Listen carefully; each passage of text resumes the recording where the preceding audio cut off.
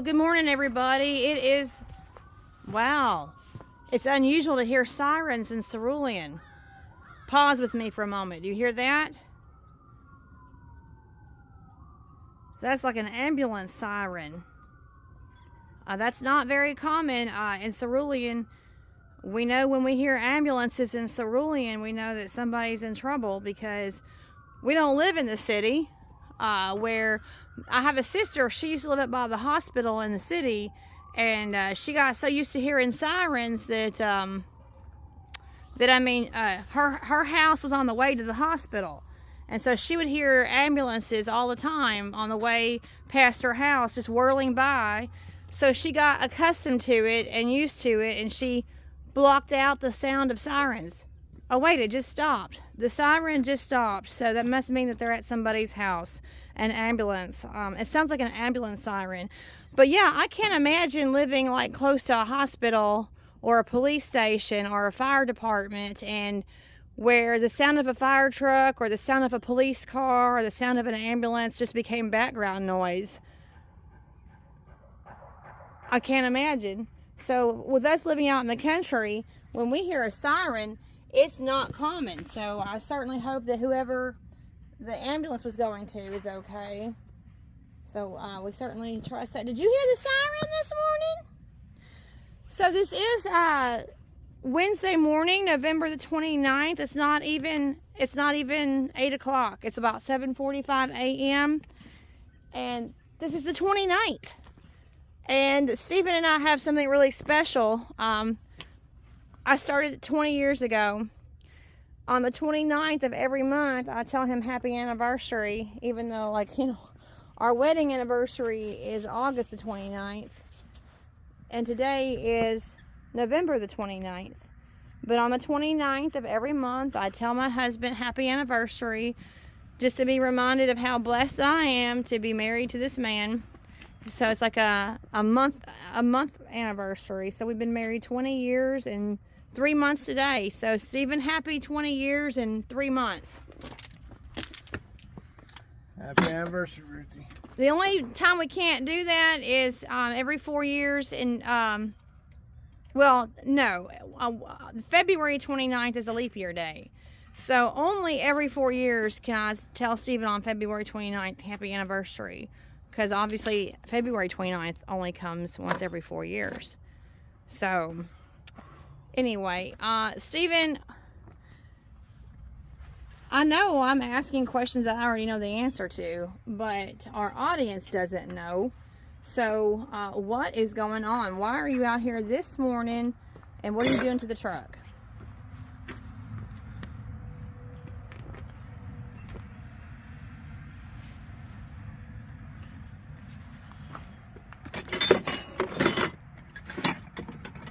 Well, as annoying as it is, I have to repeat that. But they don't know. But anyway, ladies and gentlemen. So, anywho, my rebuilding the air compressor was a complete failure. So, I tried to save money by rebuilding it myself. I can't remember, it was either 180 or 280 that I spent wanting to save money.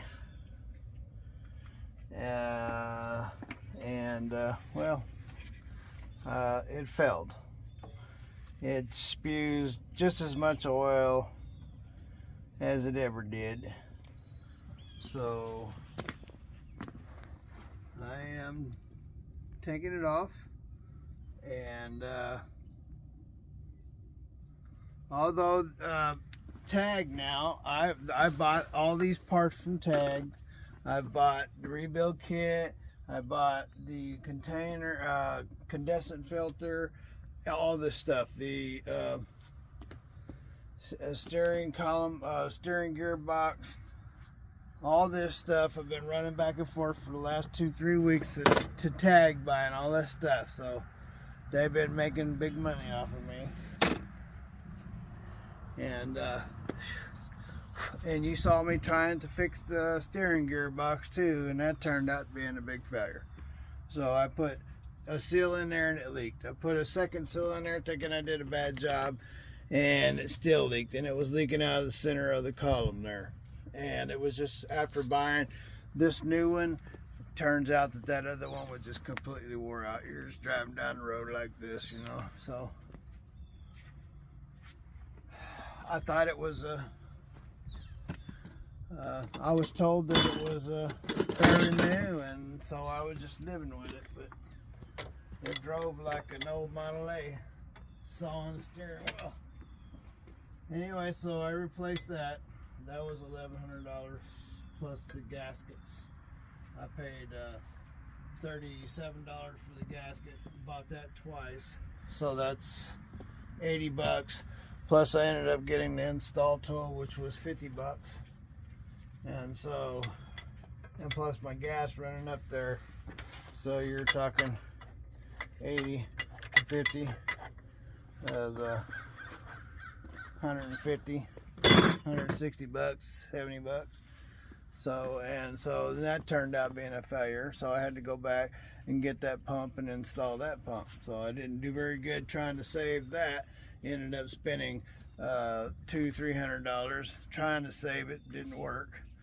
And then I spent $200 or $300 on this trying to save it, and it didn't work. So and the next thing is my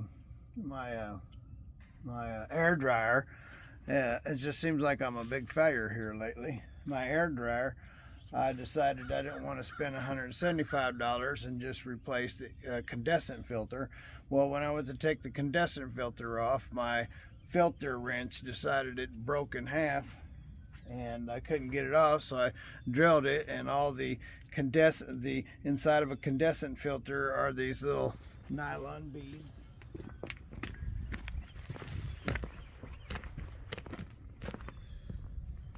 This is what's inside your condensate filter. Why? Anyway, so instead of getting into a scientific breakdown, let's stay focused. I need to get to work. So those went all down inside of the housing, and I got a vacuum cleaner and vacuum it all out, blah, blah, blah, blah, blah. And when I put it back together, then the darn thing didn't want to act right. So I've taken it apart and I've cleaned it all up. And so what it's doing now is it's continuously running over and over. I can't get it to go off. I mean, it'll build up air. It won't lose air. The air pressure still stays up. It never comes down. But the continuous spitting, the purging, the cycling of the air dryer continues. So I took the check valve out, and sure enough, those beads were down in it, and I cleaned it and put it back on, and it was going about every 10 seconds, but after I cleaned it, it's like every 30 to 40 seconds now. So it definitely did something. And so then I took the purge valve down, and it was caked with oil because of this thing, and cleaned it up as best as I could. And then when I put it back together, it wouldn't build up air, and so I took it back out again. The bottom gasket was no good, so I was able to find a gasket in there, put it back up in there, and it started cycling again. Now, like I said, it's cycling about every 30-40 seconds, and so I don't know. I guess I might have to pick up a check valve. I don't know. I'll probably spend money on it, waste my money, and end up having to replace the whole friggin' thing. So who knows? That's the way everything's been working out here lately. I spent money on that trying to save it. $200. I spent money on this between $200 and $300 to save it, and I am not able to save it. And then my dryer, I spent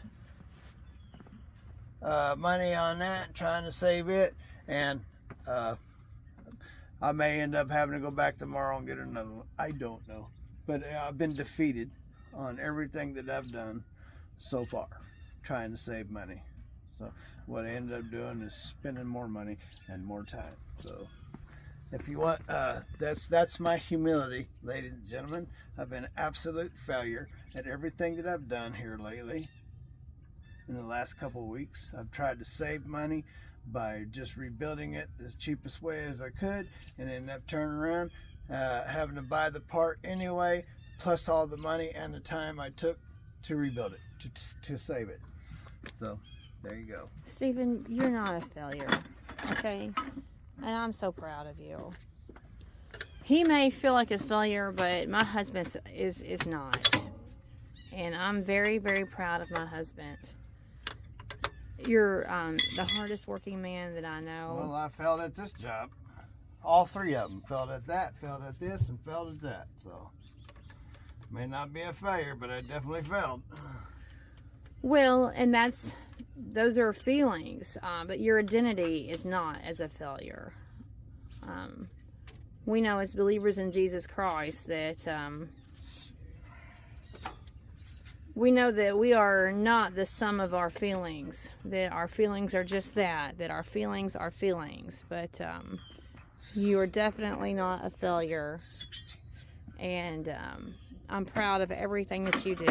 15, 16, 15, 16. So, please know that your wife is your #1 cheerleader. Well, And I'm very, very proud of you. 7/8.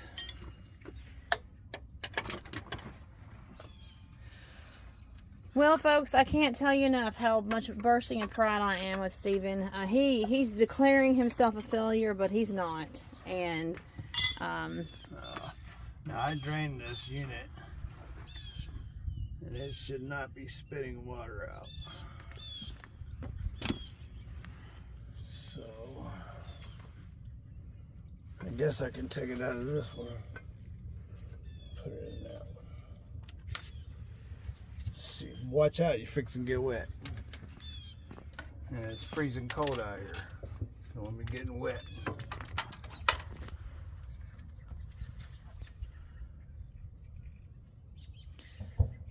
well, I'm your #1 cheerleader, Stephen, and I'm proud of everything that you do for us. I truly am.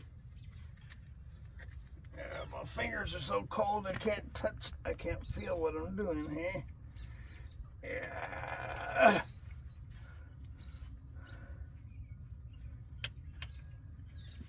Whoa! Is it supposed to do that? I just told you to stand back because you're fixing to get wet. So obviously, that's exactly what it was going to do.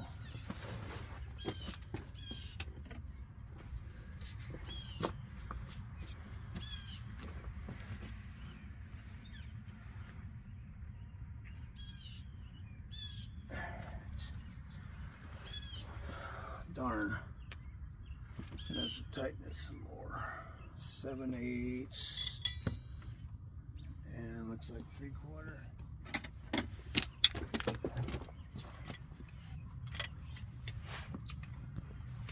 Darn. Alright, well, I'll get out of your way. I gotta get going for the day anyway. I can't feel anything. My fingers are frozen.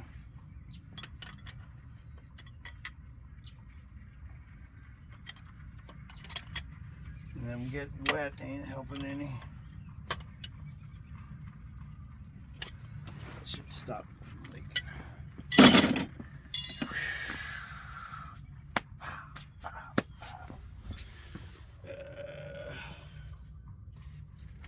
Is it still leaking? It's coming out of there. Not coming out of here. Alright. I love you, Stephen, and I'm very, very proud of you for everything that you do. Okay.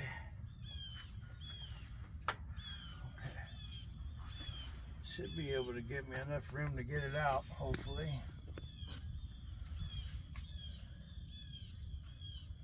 Get it out, and then I'll take everything else off of it.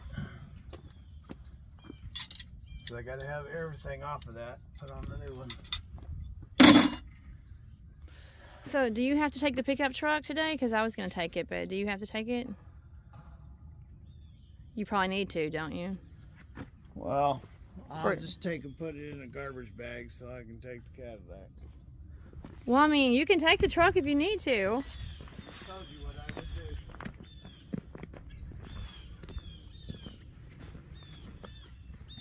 do. Okay. All right.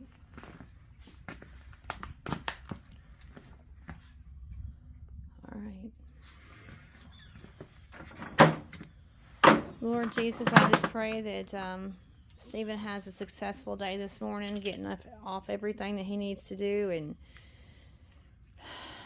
dismantling everything in the truck that he needs to dismantle as he gets ready to redo all this. And my husband deserves an award for his patience and his ability to do all this, Father. But And all this steel is extremely cold on my hands. Freezing cold makes my hands hurt. All right, well, all right. figure out where I put my tools. Oh, is that the key to the truck right there on the coveralls? Yeah, it's here. Okay. What's up? Okay. Love you, Stephen. What are you doing, my extensions? Adios, love you too.